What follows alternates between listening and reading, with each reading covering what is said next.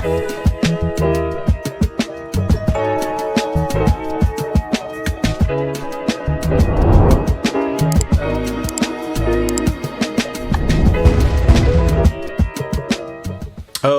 we're to an episode of On the Rest from Off the Cuff. To have a really cool review for you guys from the brand Boderry Watch Company. They're a micro brand with a focus on high spec, low cost models with their own distinctive style. In terms of the type of watch, I consider this a classic field watch. Some key characteristics and design when you're looking for something within this space. Of course, you're going to want that modest vintage style sizing, Arabic numerals with a 12 and 24-hour scale, and either a cream or a black dial option. Now, this is their Voyager, and this one is particularly spec'd out on their bracelet. And it's pretty much Boderry's take on the ultimate field watch for your everyday adventures. Of course, it does have a similar silhouette to the Bertucci field watch, but I'd say they did add some nicer details as well as offering higher specs for less money. You can actually get this piece for $139 direct from the brand. Yes, and that is with the bracelet. Without the bracelet, you get it for under $100 at just $97 on strap, which is just wild to me. I mean, $139, that's how much you're going to pay for a BOLDR Venture bracelet. Just the bracelet, just the titanium bracelet. You're getting the watch and the bracelet. So yeah, it definitely has quite a lot of appeal from that perspective. And some of you are wondering, hey, I said classic field watch, modestly sized. Yes, this does come in at a 40 millimeter diameter, but across the bezel, it's only 38.1 millimeters. So I will say it definitely does still have those classic field watch proportions. They just kind of added it into having much wider lug shoulders. And I think some people functionally will appreciate that because now that would mean that if you were to put this on, let's say, a nylon pass-through style strap, you'd be able to have now a 22 millimeter strap versus a 20 millimeter. And depending on, how rough and tumble you're going to be with your timepiece, having a little bit more substantial material there is helpful sometimes. So with that said, let's go ahead, zoom the camera out, get this piece in hand, and take a closer look. Okay, guys, yes, this is titanium. Did I mention this is titanium? Because for the price, I'm blown. This is titanium. Titanium watch with a titanium bracelet, all solid, nothing hollow. The only thing that's folded is going to be the clasp, and, it's still pretty nice. Even then, you still do have the push button. You still got the fold-over lock. Yeah, this is just pretty outrageous at the price point. So big shout out to Boderry for reaching out, putting this model on my radar, and even the brand in general, because I honestly hadn't known much about them until I did some digging thanks to their email. Now, with all that said, guys, yeah, $139 isn't necessarily cheap for some people who don't care for watches. You might be watching this video because this is going to be, you're just doing some research on a watch that is within your price point. But I will tell you, in the world of mechanical watches, yeah, a titanium watch with hacking, hand winding, all that, like that's pretty awesome. So this is just pretty next level in terms of value proposition. Now, in terms of some of the other dimensions and specs, 11.5 millimeters thick, which is actually quite thin. And it has this really nice little mid case there. You can see beautifully sloping, very organic, really hugs the wrist once you do get it on the wrist, guys. I'm really impressed with just how well they did with that. And you can see nice and compartmentalized. You see, okay, yeah, there's going to be a protrusion for the bezel and of course protrusion for the case back, which does screw in. And yeah, for the bezel, another nice thing about that protrusion is you're going to get a little extra protection for that sapphire crystal. Yes, a sapphire crystal, titanium watch, sapphire crystal, mechanical hacking hand windable movement. I mean, yeah, that's just wild. So here you're going to see that it does have a sapphire crystal, which does offer a little bit of extra shatter protection thanks to that raised lip there on that fixed bezel. So we also do have a screw down crown at 4 o'clock. Yes, screw down crown. So you're going to have a very confidence inspiring 100 meters of water resistance. And that's not the highest within the category, but again, considering the price savings, it's pretty wild nonetheless. Now, the movement, although you cannot see it, it does have this nice little etching there. It is screwed down, so you're going to get, again, confidence-inspiring 100 meters of water resistance. It's going to be a Seiko Instruments NH35, and honestly, at this point, this isn't even the cheapest mechanical movement they could have put in there. So the fact that you're still getting an NH35 is pretty impressive. You're getting a 41-hour power reserve, beating at 3 hertz, which is 21,600 vibrations per hour in terms of that beat rate and that sweep there. There are definitely cheaper movements out there from Miyota, and even now Seiko Instruments have even been putting out basically kind of an on-the-shelf variation of some of their Epson movements that are going to be inside Orients. So there are actually cheaper movements that they could have chosen to put in here, and the fact that they didn't, I don't know, I dig that. I'm really surprised by that considering the price. Now, getting into some of the details on the dial here, guys, look at that. You're getting this nice matte dial, of course, printed indices, painted hands, date at 4 o'clock, which nicely aligns with the crown there. You can see even a beveled date window. Check that, a beveled date window. It's just surprising, guys. C3 Swiss Superluminova. Yeah, so really nice. Like, you know, of course, there's not a lot to it. It's all printed there, but nice color play, nice color theory in terms of the way everything flows. I think this looks great, especially against this darker titanium, you know, kind of background. You're getting this silvery white pale dial, and it is, yeah, very, very legible. So very cool. 100 meters of water resistance or 10 atmospheres, 22 millimeter lug width. That's a little different, right? That you would expect for something in this kind of more manageable size. 22 millimeters is more substantial, but I will say it feels very purpose built, so I can't get too mad. Of course, my preference would be 20 millimeters, but there's probably plenty of folks out there that dig a 22 that have a bunch of collections of 22 millimeter straps. So again, I can't be too upset. That's definitely more of a subjective thing. Again, also to mention, like we touched on, solid end link, quick release spring bars, solid links, 3 links at that, and these are actually 3 links, guys. Check this out. Another surprise. These are 3 individual links that have been, of course, pinned together, but they're bracelets where they just etch on. They'll just carve out, similar how there's a carving here, right, on the end link. This isn't 3 pieces of metal or 2 pieces of metal. It's one.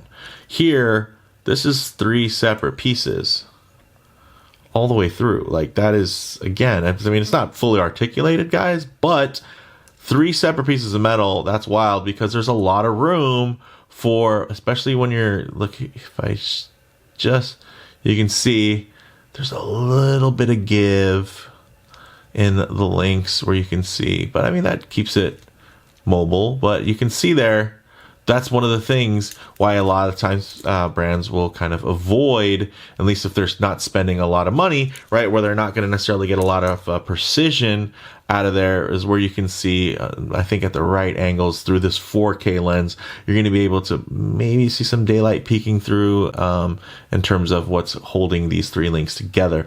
But I will say, to the naked eye, yeah, you're not really going to notice, and you're probably going to more so appreciate the fact that it's 3 links versus 1 link that's been kind of carved, right? So at least that's my opinion. You got the clasp here, 3-position manual micro adjust, you know, push button, spring loaded. You get the flip lock on top, nicely signed. But with that said, let's actually get it on the wrist and see how it wears. Okay, guys, check this out. All right, on my 7.5-inch wrist, which is slightly on the larger side of average, you guys can see it fits really nicely. It does have quite wide shoulders, but because of the dial proportions, again, across the bezel, it's only about 38 millimeters. So this is going to be the dial of about a 38 millimeter watch sitting on your wrist. That's pretty darn nice. Check that out. And I will say things flow quite nicely. There is a 2 millimeter taper on this bracelet, so it does taper down to 20 millimeters. So slight taper, but it feels very planted. It feels very low slung and organic as it hugs the wrist, which I can absolutely appreciate. Of course, if I do get my wrist a bit too close to the camera lens, you're going to get some perspective distortion. It's going to seem a lot bigger than it actually is. And you can see a nice angle on this is you guys can see those lugs, which have a nice little twist to them, very Omega-like. So again, they added some extra details, right? Versus, I'd say the Bertucci field watches, as iconic as they can be, are definitely a bit more plain by comparison. A little bit more sparse, more minimalist. Here, you're going to be having some nice little details that don't feel overdone by any means. Check out the way this lays on the wrist. Look at that silhouette. That is fantastic. Nicely signed screw down crown, if I didn't mention that. But look at that. It just hugs the wrist really well. It visually appears quite thin. And it does have a bit of visual interest thanks to just a couple of key details there. So check that out. Nicely centered. And of course, it's just wider shouldered. And some people dig that. Is it my favorite design aspect? No. But by any means would I say that it's like bad? No. Like that completely fine. And from a functional standpoint, it actually feels very planted. So if you are going to use this as, a field watch as intended, even if maybe you don't go out to the field very often, maybe you're just you got a big camping trip coming up and you want to bring something to kind of keep with you. Maybe it's not for the wristwatch checks or the Instagram fame or anything like that. You just want something that's not going to add a lot of weight to your carry and not a lot of, not taking a lot of weight off of your wallet to purchase. I think this is a really cool one. I mean, at this price point, it makes it really easy to say, hey, this is a good gift idea. This is a good, you start finding use cases and scenarios where you're just like, oh, well, I mean, it's a mechanical wristwatch that has some classic tones to it, right? With that dial, it's very recognizable, but it's also very different. So yeah, I dig that. So with that said, let's actually get it off the wrist, set up for some Lume shots, low light transition, and closing thoughts. Okay, let's go ahead and hit the lights here. Check that out. All right, so it's not super loomed by any means, but it is using Super Luminova. So you can trust C3. And yeah, these are really small plots. Of course, with the white dial, that means you're going to be getting black numerals. Better to have them loomed at these pips versus trying to make the dial loomed. And in terms of the actual, the numerals themselves at the index. Now, one thing I always like to work in is a bit of a low light transition, as you guys can even see with just like barely any light. That white dial is white and the black index is black, which is going to provide you with enough contrast for you to read. Even in this, look at this, how low the light is. I mean, you don't necessarily even need to use the Lume, but the Lume is there. It can help you, especially if you're in like more of a pitch black type situation. But one thing I always like to work in, of course, is going to be that low light transition, because you're not always going to be out in the middle of a field enjoying direct sunlight. A lot of times you're going to find yourself coming in and out of buildings, walking underneath overhangs, or just hanging out underneath the shade of a tree. So it is nice to see what these colors, textures, and finishes render like in less than optimal lighting. And look at that white dial, crispy and white. And then, you know what, there's something about the satinization, the blasted finish that they did on this case that looks really good. It plays with the light really well. And for those of you that wear titanium timepieces, that's actually going to feel really good on the skin as well, to the touch, as well as the weight. And then even just the reaction of titanium on the skin is going to be more hypoallergenic. So it's going to be, great for sensitive skin. Check that out. Ooh. Again, barely any light. I can read that crisp and clear. So, those of you that might be disappointed with the Lume, guys, it's not a dive watch. It's a field watch, right? So, I mean, to a certain extent, you don't want a field watch's Lume to be too bright, because then you might give away your position. So, yeah, I'm digging this one, guys. This has surprised me. Like, I think, again, on paper, the specs are amazing, but then the design, I think, can be a bit polarizing, of course. But, everything's kind of that way. And what polarizing for me might be one thing. Somebody might say, I think this is actually a great vanilla kind of everyman type of watch.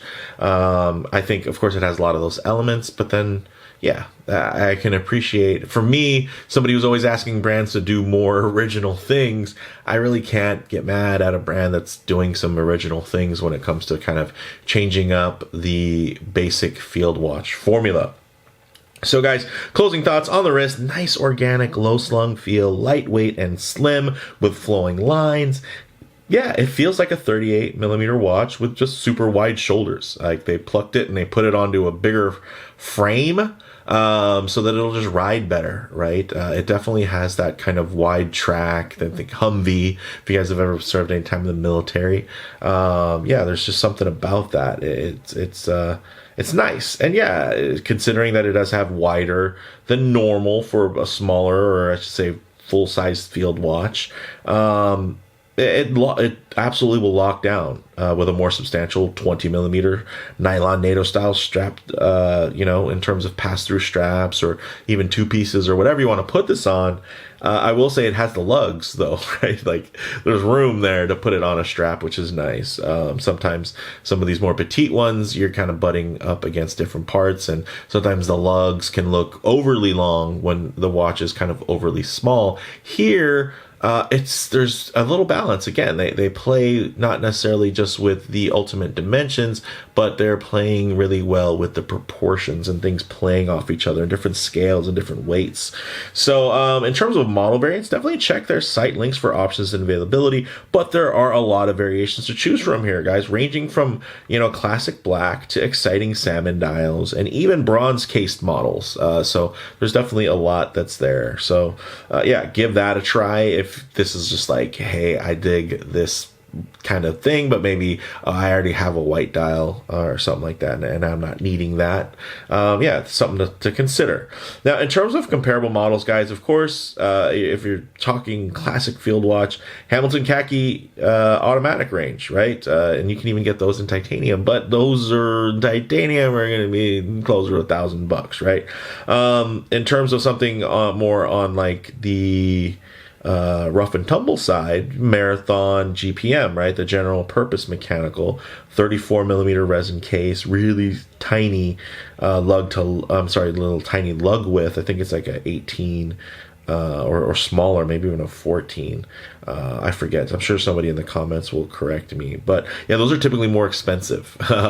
Even a resin cased one that's using the same movement is going to cost a lot more than this, guys. Definitely, that reminds me, check out my titanium field watches under $1,000 that are also under the radar, that are great for EDC. I made a video, a whole segment, and it's cool. You guys can see some competitive microbrand options kind of in the titanium field watch space, like apart from, some of the more mainstream ones we're going to talk about, of course, like from Hamilton.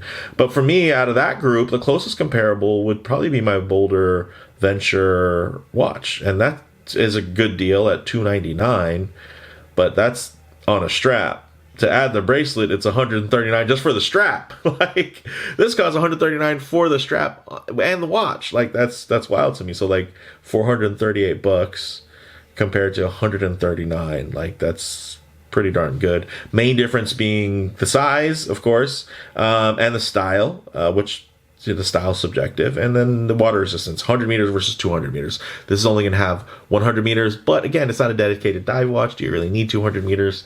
Probably not. I mean, it is nice to have higher water resistance, more so due to peace of mind in terms of how robust a timepiece can be and how tight the tolerances are and the way that it's built. But even that BOLDR is going to be a little bit more, I would say, polarizing, right? In terms of its style aesthetic. You might not love that style, you might love this style. So yeah, gotta throw that out there. Bottom line, guys, for the money, the Boderry Voyager is tough to beat. If you're looking for a truly knock-around capable field watch that you don't have to ever feel bad about putting through its paces, at an unbeatable price, this is it. Like, this is that. If you're looking for it, this is fine, you found it.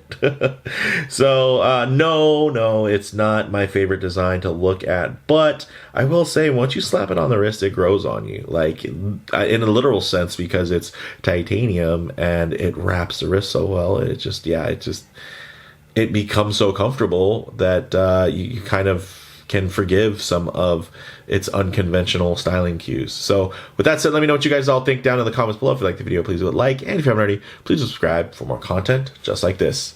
Thanks, guys.